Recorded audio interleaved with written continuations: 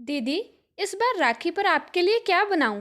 Chowmein और छोले भटूरे बना दूं क्योंकि आपको ये मेरे हाथ के सबसे ज़्यादा पसंद है ना। निशा ने अपनी ननद सरिता से फ़ोन पर कहा। तब सरिता ने कहा, निशा अभी तो 10 दिन पड़े हैं, पता नहीं कल क्या हो ना हो। इतने दिन पहले से मैं तुम्हें कुछ नहीं बता सकती। दीदी, आप ऐसा क्यों बोल रही हैं? शुभ शुभ बोलिए। सरिता ने गुस्से में फ़ोन रख दिया। निशा को मन में खराब तो लगा, लेकिन बात को ज़्यादा तू न देते हुए वह अपने काम में लग गई। रात को जब निशा का पति नितेश घर आया तो निशा का बुझा हुआ चेहरा देखकर पूछा, क्या हुआ निशा, तुम्हारी तबीयत तो ठीक है ना? निशा ने उसे कुछ नहीं बताया, यह सोचकर कि रितेश बेवजह परेशान हो जाएंगे। बार बार पूछने पर भी उसने कहा कि शरीर में थकान की वजह से कमज़ोरी महसूस हो रही है और सर में भी दर्द है। आप चिंता ना करें, आराम करूंगी तो ठीक हो जाऊंगी। फिर निशा, रितेश और उसका 8 साल का बेटा आरव तीनों खाना खाकर सो गए। 4-5 दिन इसी तरह काम की व्यवस्था और आरव की परीक्षा नज़दीक होने के कारण उस पर ज़्यादा ध्यान देने में ही गुजर गए। अब राखी में भी 4-5 दिन ही बाकी थे तो उसने सोचा कि बात करने से पहले घर की अच्छी तरह सफाई कर दूं। सब होने के बाद दोपहर में फिर अपनी ननद सरिता को फ़ोन लगाया। दीदी, पाए लागू। सरिता ने कहा, ठीक है। निशा को थोड़ा अटपटा तो लगा कि दीदी ने आशीर्वाद नहीं दिया, लेकिन उसने बात ना बढ़े इसलिए बात को बदलते हुए कहा, दीदी आपकी तबीयत ठीक है ना? अब तो राखी में 4 ही दिन बचे हैं, इस बार कोई भद्दा भी नहीं है। आप जल्दी ही काम निपटा कर आ जाइएगा। आपसे बंधवाने के बाद ही मैं अपने भाई को राखी बांधने जाऊंगी। तब सरिता ने कहा, मैं नहीं आ रही हूँ राखी पर। निशा ने कहा, कोई बात नहीं, आप नहीं आ सकती तो हम आ जाएंगे।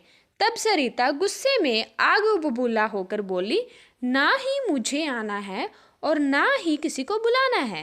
तब निशा ने कहा, ऐसा क्यों बोल रही हो दीदी, आप हमसे क्या गलती हो गई?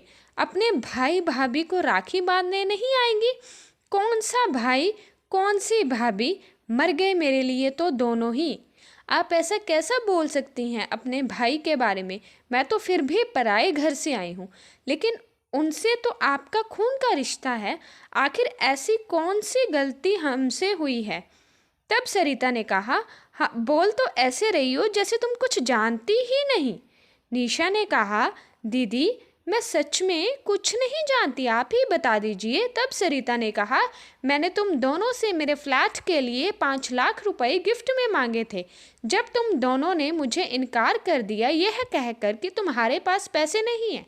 दीदी, पर हमने तो सच ही कहा था। आपको तो पता ही है कि हम खुद भाड़े के फ्लैट में रहते हैं।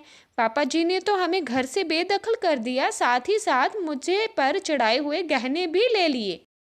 हमारे पास तो फ्लैट के डिपॉजिट के लिए 30,000 भी नहीं थे, वह भी मैं अपने भाई से उधार लेकर आई थी, क्योंकि आपके भाई ने तो हमेशा अपनी पूरी सैलरी घर के खर्च में ही दे दी। इन्होंने तो यही सोचा है कि ये मेरा परिवार है, यहाँ सब मेरे अपने हैं। इन्होंने अपनी कोई जमा पूंजी भी नहीं रखी। शादी के बाद भी यह पूरी सैलरी देते रहे, लेकिन जब मैं बहुत बीमार हो गई और मेरे इलाज के लिए 20,000 लगने थे, तब इन्होंने पापा जी से मांगे तो उन्होंने साफ इनकार कर दिया और कहा कि मेरे पास कोई पैसा नहीं है। तब मेरे बाबूजी ने मेरा इलाज करवाया। इन्हें सब देखकर बहुत दुख हुआ। अगले महीने इन्होंने पापा जी को सैलरी नहीं दी तो उन्होंने हमें घर से निकाल दिया। लेकिन आप हमारे साथ गलत होते हुए चुपचाप देख रही थी, आपने पापा जी से कुछ नहीं कहा। क्या जिसको ये ब्याह कर लाए हैं उनके प्रति उसकी कोई जिम्मेदारी नहीं है? खैर, आपको समझाने का कोई फ़ायदा नहीं है, क्योंकि आप तो रिश्तों के मायने ही भूल चुकी हैं। बचपन से लेकर जवानी तक आप दोनों भाई बहन एक साथ खेले कूदे बड़े हुए। जब किसी एक की आंख में आंसू आ जाए तो दूसरा रो पड़ता था। आपको तो यह तक भी नहीं याद कि जब मम्मी जी की तबीयत ठीक नहीं रहती थी और आपका स्कूल इनसे पहले लगता था, तब यही आपके लिए चाय बनाते थे। आप दोनों साथ में मेला घूमने देखने जाते।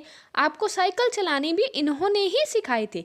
सीखते सीखते आप कितनी बार गिर पड़ती थी, तब इनका दिल रो पड़ता था। भागते भागते आपकी मरहम पट्टी के लिए फर्स्ट एड बॉक्स लेकर आते थे। आपको हंसाने के लिए जोकर तक बन जाते और तब तक बने रहते जब तक कि आप हंस ना दें। आप भी इनसे एक बच्चे की तरह प्यार करती थी और अपनी पॉकेट मनी से रोज इनके लिए कुछ ना कुछ लेकर भी आती थी। अब दोनों भाई बहन का प्यार तो पूरी कॉलोनी में मिसाल था। जब मेरे बाबूजी यहाँ रिश्ते की बात करने के लिए आए, तब सभी ने कहा कि लड़के की माँ नहीं है, लेकिन बहन माँ से कम नहीं है। वह अपने भाई का माँ की तरह ख्याल रखती है और भाई भी उस पर जान छिड़कते हैं। तो आप बेफिक्र होकर अपनी बेटी ब्याह दीजिए, वह अपनी भाभी को भी बहुत प्यार करेगी। लेकिन आप तो स्वार्थ में अंधी हो गई हैं। आपको भाई का प्यार भी दिखाई नहीं दे रहा है। आप उस भाई से किनारा कर रही हैं जिसकी कोई गलती ही नहीं है। शायद आपका दिल पत्थर का हो गया है जो अब भी नहीं पिघला। आपको जो उचित लगे आप वही करें। खैर दीदी, अब मैं और क्या कहूँ, उन रिश्तों का टूट जाना ही बेहतर है जो स्वार्थ पर टिके हुए हैं।